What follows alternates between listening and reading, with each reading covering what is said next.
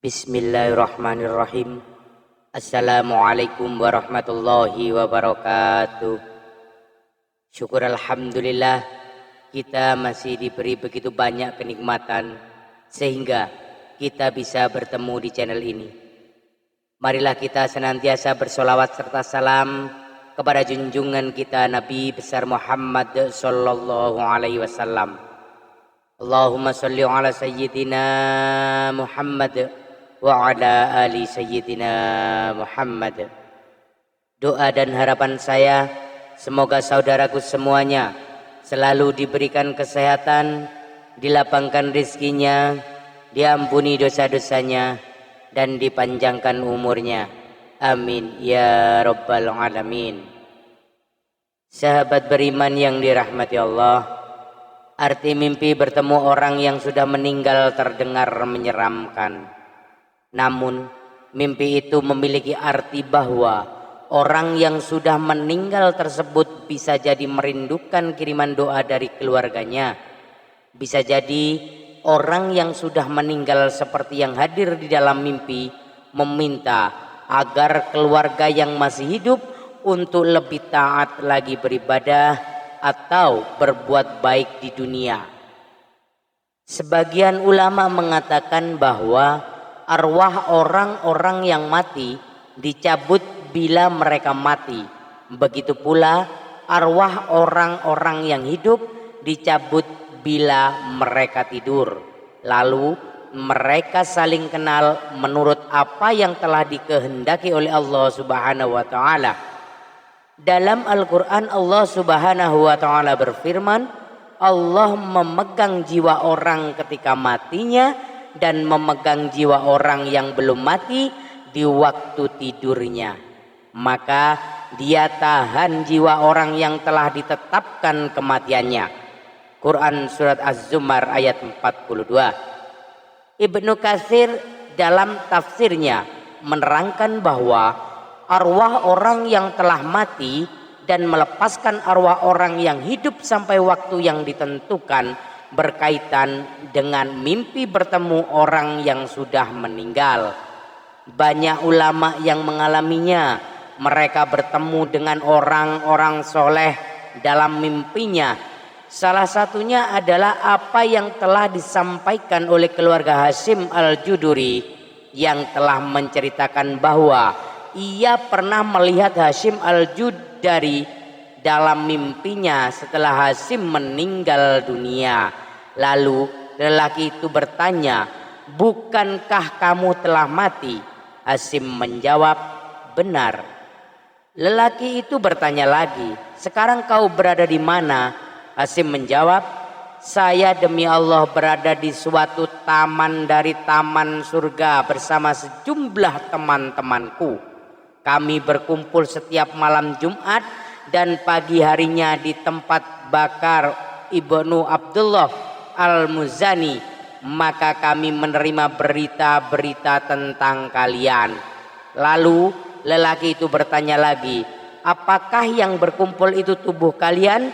Hashim menjawab, mustahil bila yang berkumpul adalah jasad kami, karena jasad kami telah hancur luluh lantah dan yang dapat bertemu hanyalah Allah kami saja. Lelaki itu bertanya lagi, namun apakah kalian mengetahui bila kami berziarah kepada kalian? Hashim menjawab, kami mengetahuinya pada petang hari Jumat dan seluruh hari Jumat serta malam hari Sabtu hingga matahari terbit. Lelaki itu bertanya lagi, mengapa demikian? Bukan pada hari-hari lainnya? Hashim menjawab, berkat keutamaan dan kebesaran hari Jumat. Dalam riwayat lain disebutkan bahwa Utsman ibnu At-Tafawi mengatakan bahwa ibunya adalah ahli ibadah yang dikenal dengan julukan Rohibah. Ketika ajalnya telah dekat, Rohibah mengangkat kepalanya ke arah langit lalu berdoa, wahai Tuhan yang menjadi harapan dan dambaanku selama hidup dan matiku, janganlah Engkau menjadikan aku terhina saat aku mati, dan janganlah Engkau menjadikan diriku merasa asing dalam kesendirianku setelah ia meninggal. Utsman selalu menziarahi kuburnya setiap hari Jumat, mendoakannya serta memohonkan ampun kepadanya dan juga buat ahli kubur lainnya. Pada suatu malam aku melihat ibuku dalam mimpi, maka aku bertanya, "Ibu, bagaimana keadaanmu?" Ia menjawab, "Anakku, sesungguhnya maut itu benar-benar merupakan musibah yang sangat keras. Segala puji bagi Allah, benar-benar ada di alam barzah yang terpuji, yang penuh dengan bau yang harum, dan dihamparkan padanya kain sutra yang tebal dan yang tipis sampai hari berbangkit nanti." Aku bertanya lagi kepadanya, "Apakah engkau mempunyai keperluan?" Ia menjawab, "Ya." Aku bertanya, "Keperluan apa?" Ia menjawab, "Janganlah engkau meninggalkan kebiasaan memelihara kami dan mendoakan bagi kami. Sesungguhnya aku benar-benar merasa gembira dengan kedatanganmu pada hari Jumat. Jika engkau tiba dari rumah keluargamu, maka dikatakan kepadaku, 'Hebat, inilah putramu telah datang.' Maka bergembiralah. Dengan demikian bergembiralah semua orang mati yang ada di sekitarku." Sahabat beriman yang dirahmati Allah, mimpi kerap disebut bunga tidur, merupakan gambaran atau pengalaman bawah sadar yang melibatkan semua indera sewaktu tidur.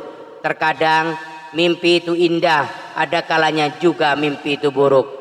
Rasulullah Shallallahu Alaihi Wasallam memberikan tuntunan kepada umatnya, jika mengalami mimpi yang disukai, hendaknya untuk mengucapkan alhamdulillah atau memuji Allah Subhanahu wa taala, karena sebenarnya mimpi itu berasal dari Allah Subhanahu wa taala.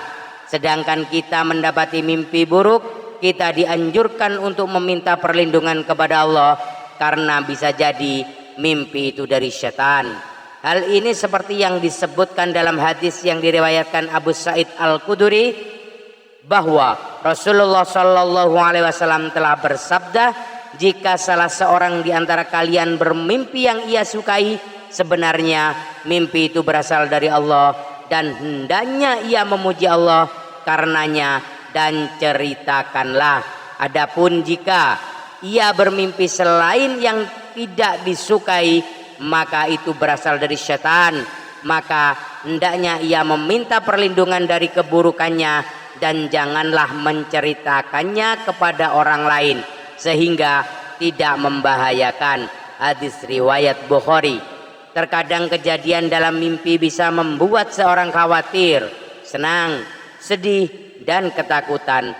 Bahkan kejadian di mimpi itu terasa seperti kenyataan. Mungkin sebagian orang yang menganggap mimpi hanyalah bunga tidur saja, namun sebenarnya mimpi memiliki banyak arti yang bisa dijadikan sebagai pertanda kehidupan di masa depan, seperti mimpi bertemu orang yang sudah meninggal dunia. Wallahu alam bisawab. Demikian yang dapat saya bagikan, semoga bermanfaat untuk kita semua. Billahi taufik wal hidayah, birridha wal inayah, ihdinas siratal mustaqim. Assalamualaikum warahmatullahi wabarakatuh.